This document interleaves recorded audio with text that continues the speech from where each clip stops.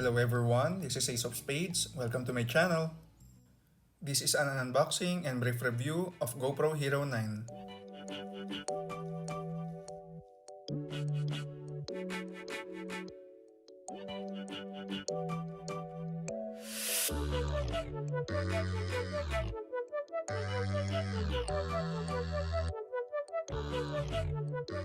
The grab bag freebie option. In short, a pack of mounts.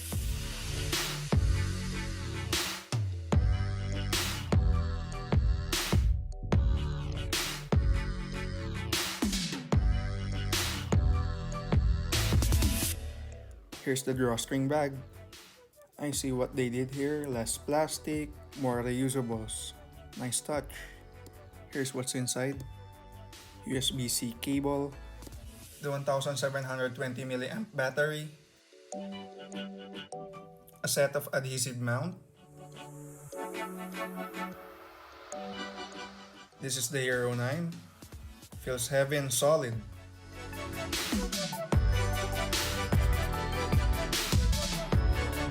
GoPro subscription QR code for discounts and warranty, I guess. The manual card, the mounts manual, and GoPro stickers at the back.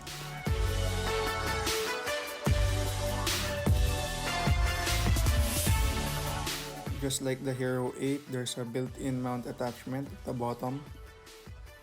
This feels something like metal or magnet.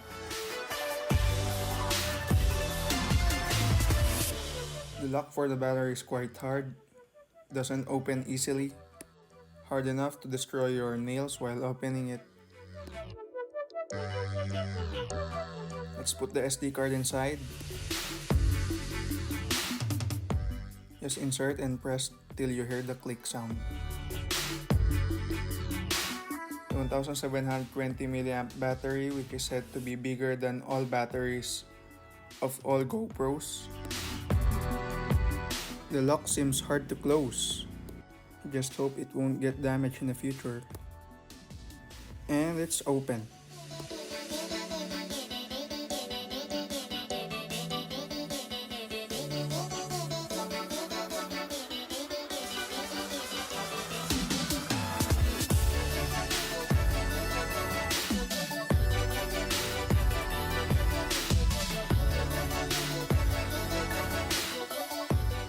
Different modes for GoPro.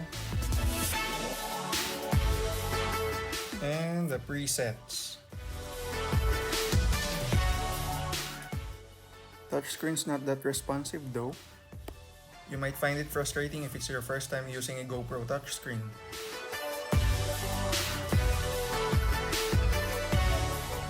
The wireless and USB connection setting and the general settings menu. And here's the power switch.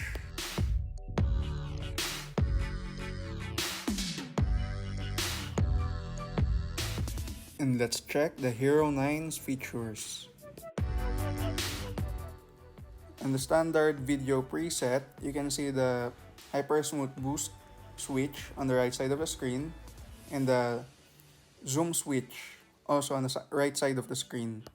And on the left side of the screen, there's the different angle view button, which includes super view, wide, linear, and linear plus horizontal leveling plus narrow view. If those buttons are too many and you find them irritating, you can change them later through shortcuts menu.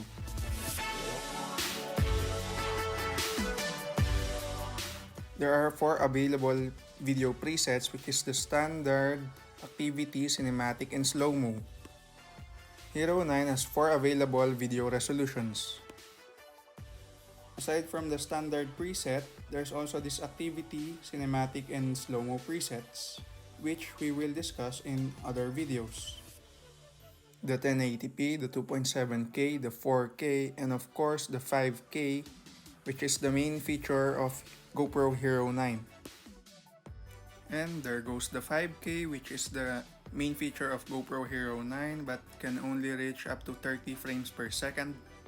And just like its other resolution with its maximum frame rate capacity, which requires the HEVC codec video format.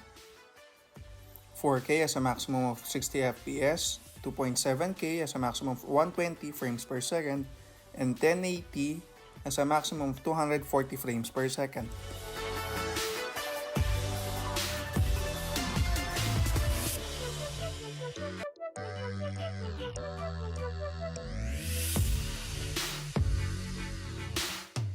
And here's the shortcuts menu where you can customize the icons or options in your default menu. The Hero 9 boasts a powerful Hypersmooth 3.0 which has added boost on image stabilization. You can choose between normal Hypersmooth, high Hypersmooth, then the boost Hypersmooth. If you don't want any, you can just turn it off.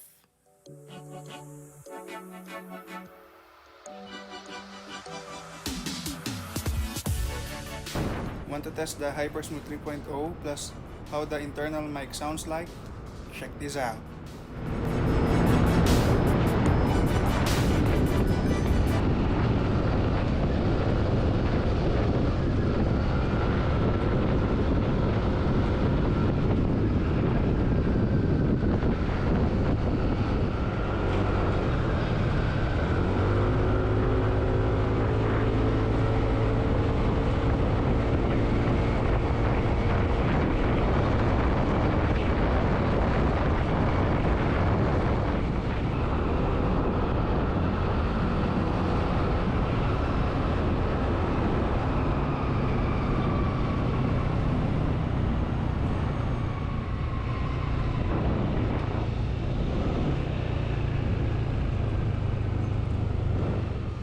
Seems neat, right? It does a great job even in low light conditions. Not in totally dark places, but in places with a little bit of light.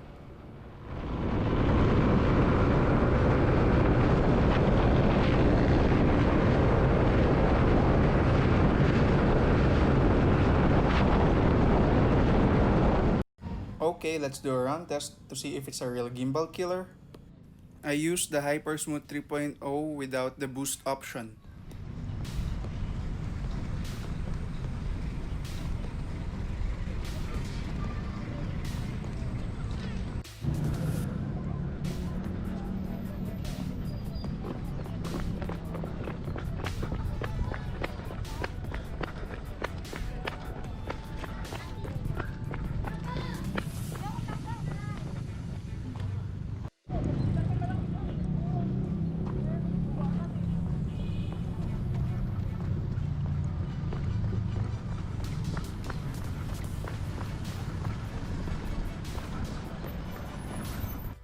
I attached my GoPro in an ordinary selfie stick.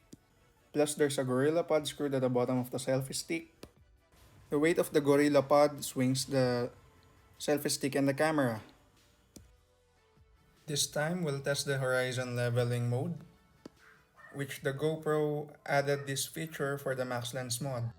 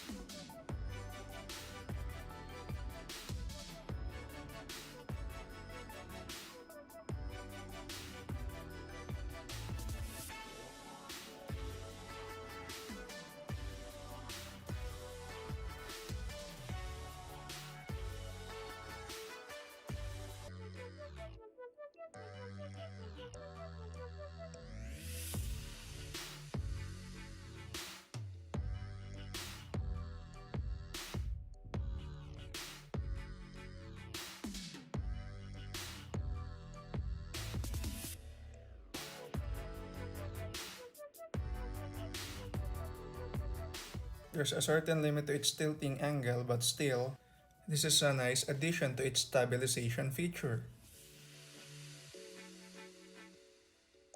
GoPro added a hindsight mode.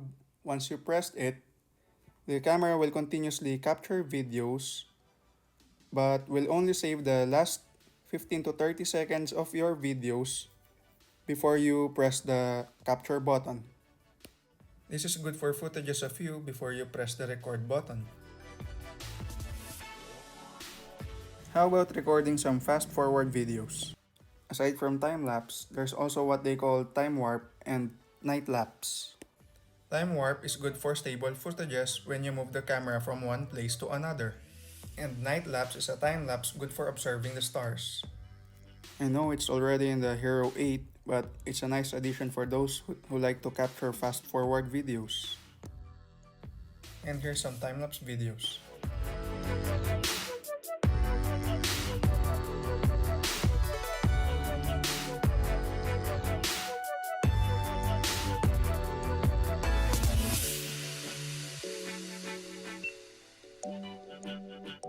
Unlike the video mode, there's no super wide angle in photo mode. This one's a narrow shot, this one's a linear shot, and this one's a wide shot. You can also time your shots up to 10 seconds. And of course, what's a 2020 camera without different levels of quality photography? There's also the RAW format option, but it's only available in wide angle view.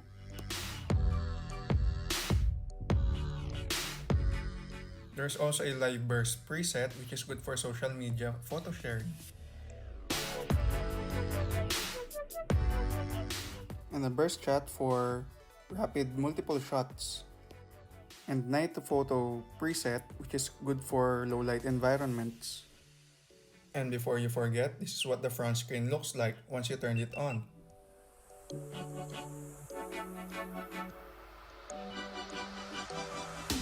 The power button can be your quick switch button for choosing between video, photo, and time-lapse mode.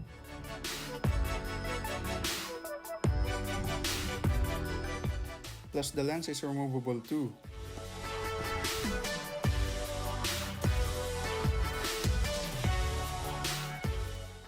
And it's made of metal. It looks like it's future-proof.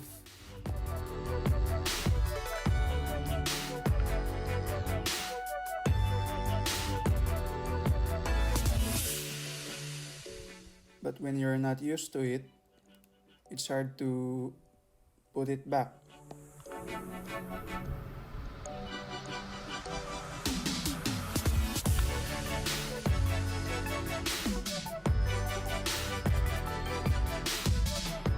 Let's test some LCD delays. Looks good.